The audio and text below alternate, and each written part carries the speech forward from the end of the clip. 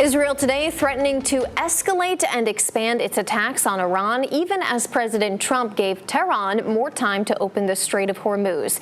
The stock market's reeling again today, and economic fallout from the war extending far beyond the Middle East. The president is under growing pressure to end Iran's chokehold on the strait. ABC's Karen Travers has the latest from the White House. As the war with Iran nears 1 month, the attacks continue.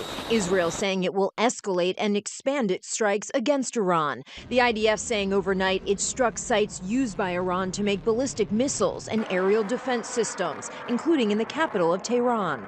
Iran, meanwhile, continues its retaliatory strikes, firing missiles and drones into Israel, Saudi Arabia, and Kuwait. President Trump announcing he's extending the deadline for Iran to reopen the Strait of Hormuz, giving Iran 10 more days. The president telling Fox News, they said to me very nicely through my people, could we have more time, because we're talking about tomorrow night, which is pretty quick. If Iran doesn't comply, the president again threatening to target its critical energy infrastructure.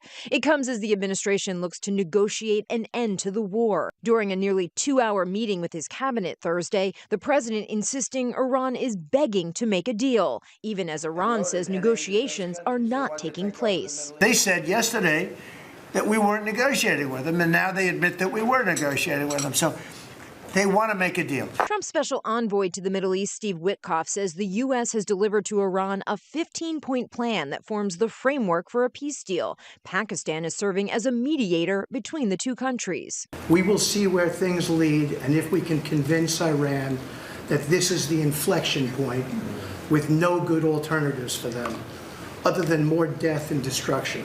Iranian state media reporting that Iran is responding with its own demands, an end to the attacks and compensation for damages from the war.